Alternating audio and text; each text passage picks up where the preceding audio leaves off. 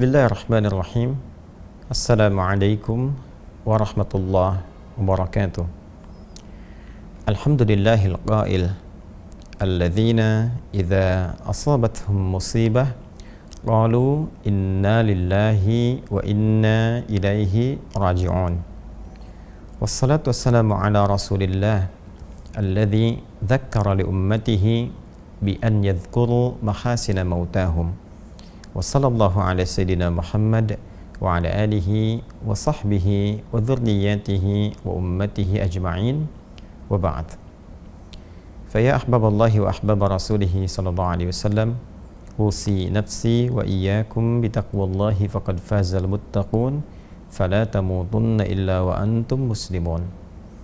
Allah Subhanahu wa taala telah memberikan satu ketentuan hukum dalam berkehidupan, bahwa siapapun manusia yang berkehidupan di muka bumi ini menjalani misi sebagai khalifah untuk beribadah kepada Allah Subhanahu wa taala, diberikan oleh Allah batas waktu untuk mengemban misi dimaksud dalam setiap generasi yang berkelanjutan dan saling menggantikan, dan masa waktu ini disebut dengan nama ajal.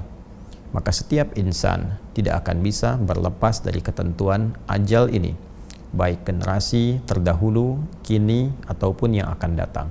Demikian Allah Subhanahu wa taala berfirman dalam Al-Qur'an surah ke-7 Al-A'raf ayat 34. Walikulli ummatin ajal fa idza jaa ajaluhum la yastakhiruna sa'atan wa la yastaqdimun. Dan setiap umat, kelompok masyarakat yang berkehidupan, setiap generasi yang saling menggantikan, mereka memiliki batas waktu untuk menuntaskan misi dalam kehidupan, batas waktu untuk mencari bekal, beribadah sampai kembali kepada Allah Subhanahu wa taala. Batas waktu itulah yang disebut dengan ajal. Maka bila telah tiba ajalnya, manusia tidak dapat mengkreasikan diri, baik memajukan ataupun berupaya mengundurkan ajal yang dimaksudkan. Hadirin sekalian, dalam mengisi ajal ini, maka manusia dibimbing oleh Allah Subhanahu wa taala untuk memenuhi waktu ini dengan beraktivitas, yang tentunya aktivitas ini didesain oleh Allah Subhanahu wa taala dalam dua kerangka utama. Yang pertama adalah dalam konteks ibadah, menyembah, mengagungkan dan mengesahkan Allah Subhanahu wa taala.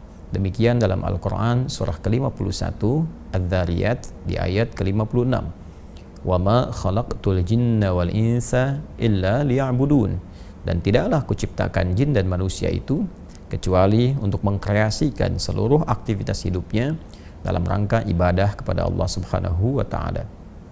Yang kedua adalah manusia dibimbing oleh Allah Subhanahu wa taala untuk menjadikan seluruh aktivitasnya dalam rangka memakmurkan setiap tempat yang ia pijak, memberikan dampak-dampak positif, hal-hal yang bermanfaat dalam setiap tindakan dan perilaku yang ia lakukan.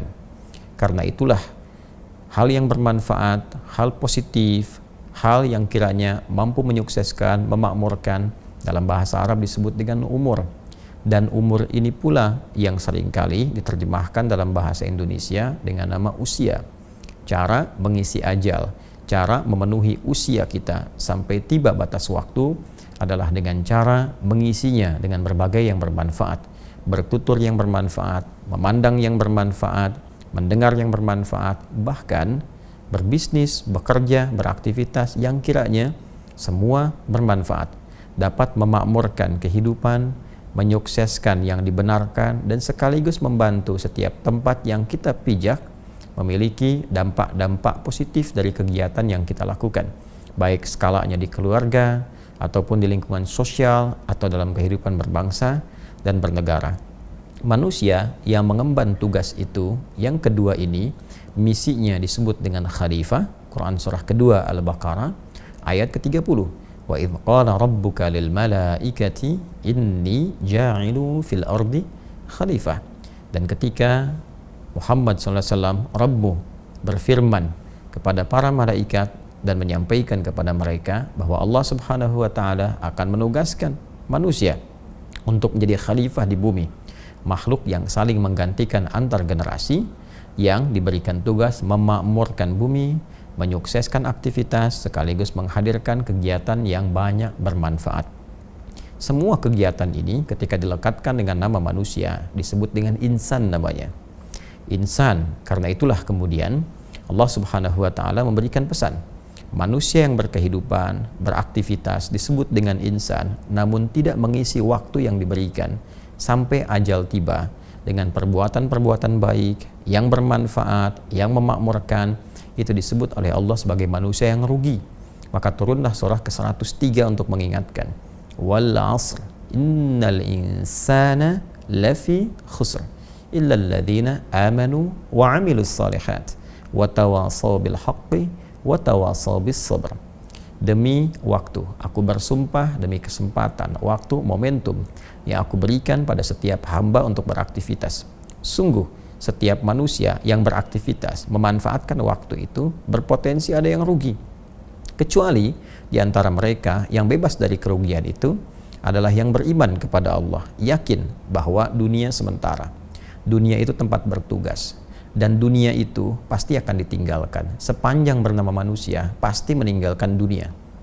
Sepanjang bernama manusia, pasti akan kembali kepada Allah untuk mempertanggungjawabkan berbagai misi yang telah diemban. Orang-orang yang yakin dengan itu semua, lalu mengkreasikan sisa waktunya untuk beramal soleh. Dan dengan itu saling mengingatkan, saling share, watawasaw bil haqq, dan bersabar menjalaninya, maka itulah orang yang terlepas dari kerugian. Hadirin sekalian, rangkaian ayat-ayat tadi mengingatkan pesan kepada kita bahwa setiap kita ini di dunia ini hanya membawa tugas, membawa misi besar. Imma itu untuk ibadah, mengesahkan, mengagungkan, berubudiyah kepada Allah Subhanahu wa taala. Karena itu kita salat, karena itu kita puasa, karena itu baca Al-Qur'an untuk mengimplementasikan keyakinan kita bahwa kita ini adalah seorang hamba yang punya tugas selama di dunia, mengesahkan, mengagungkan Allah Subhanahu wa taala. Saat yang bersamaan, kita juga beraktivitas. Ada yang bekerja, ada yang berbisnis, ada yang di dunia diplomasi, di birokrasi, ada yang mengajar dalam rangka menjadi khalifah di bumi, membawa segala hal yang bermanfaat, mengajar yang bermanfaat, bisnis yang benar, menghindari manipulasi, jauhi kecurangan. Segalanya kita coba tunjukkan dalam rangka menjalankan misi yang telah Allah amanahkan kepada kita semua. Tapi ayat itu juga mengingatkan bahwa pada saatnya ketika ajal tiba, selesai misi kita dan kita pasti akan berpulang. Jadi kepulangan kita adalah satu hal yang sangat niscaya dan sifatnya pasti. Jadi siapapun yang berpulang kepada Allah Subhanahu wa taala, boleh jadi saat ini Pak Mahfudin telah lebih dulu meninggalkan kita. Tapi kita pun mesti yakin bahwa esok lusa tiba waktunya kita untuk pulang. Tinggal pertanyaannya, bagaimana kemudian kita melihat diri, melihat cermin, melihat sekitaran kita, dari siapa yang pulang itu. Dan dari situ kita belajar untuk bisa meningkatkan kebaikan yang mungkin kita bisa lakukan dan mengoreksi kekurangan-kekurangan, kesalahan-kesalahan yang mungkin telah dilakukan, sehingga ketika pulang bekalnya bisa optimal. Semua amal dinilai baik oleh Allah Subhanahu wa taala. Ini yang dimaksudkan Quran surah ke-67 di ayat yang kedua itu. Walladzi khalaqal mauta wal hayata liyabluwakum ayyukum ahsanu amala wa huwal azizul ghafur. Dialah Allah Subhanahu wa taala yang telah menetapkan kematian itu dan juga kehidupan sesungguhnya untuk menguji yang masih hidup agar mereka belajar dari proses kematian itu. Siapa yang wafat? Sekarang ada sosok yang meninggalkan kita. Coba lihat mereka.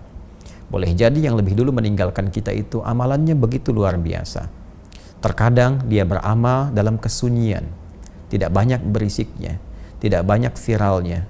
Dia mungkin tidak begitu populer di dunia, tapi penduduk langit begitu mengenalnya. Terkadang ada yang terlihat memotivasi, terlihat viral kisahnya, banyak diketahui, tapi semua sepakat bahwa mereka orang baik.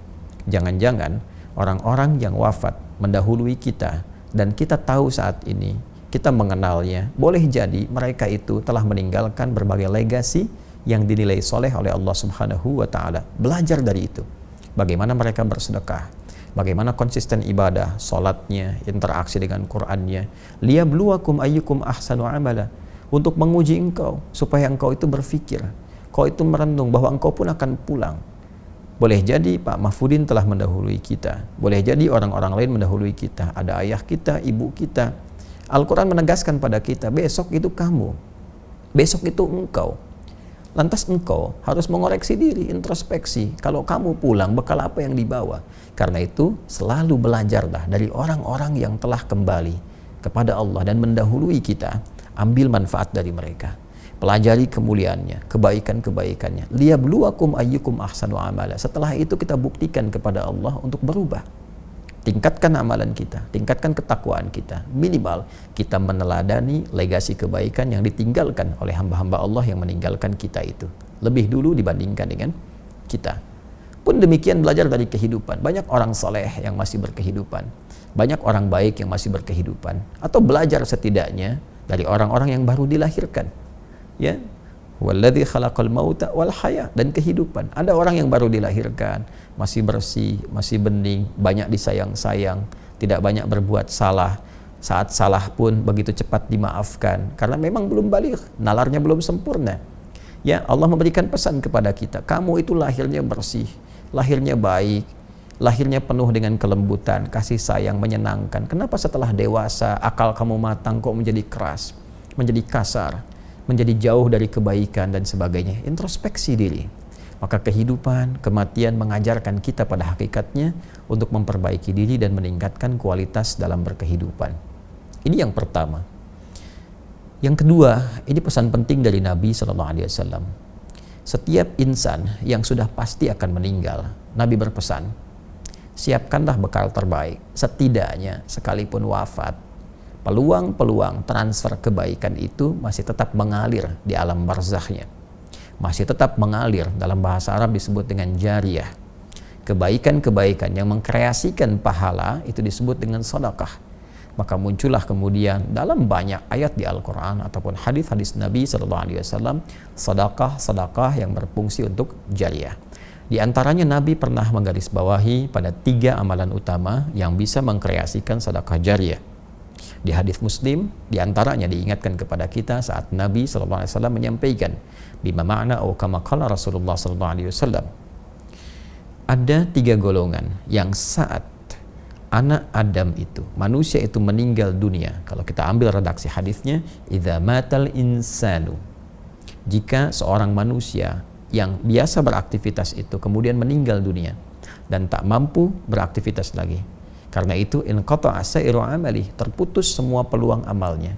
Karena terputus semua peluang kreasi dan amalnya, maka terputus pula peluang pahalanya. Nggak mampu sholat lagi, pahala sholat terputus. Nggak mampu baca Al-Quran lagi, pahala baca Al-Quran terputus. Karena itu mumpung masih hidup, perbanyak sholat sesuai ketentuan.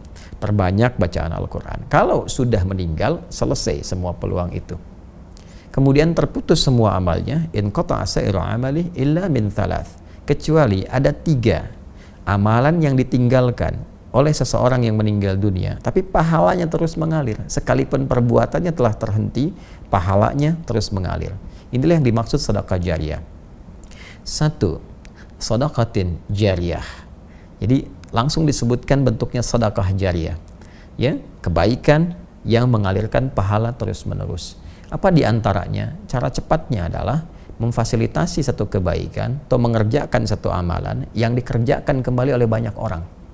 Karena itu, fasilitator ini karena mendapatkan manfaat dari pekerjaan yang dilakukan oleh orang lain terhadap fasilitas yang telah disediakan, dia mendapatkan transfer pahalanya.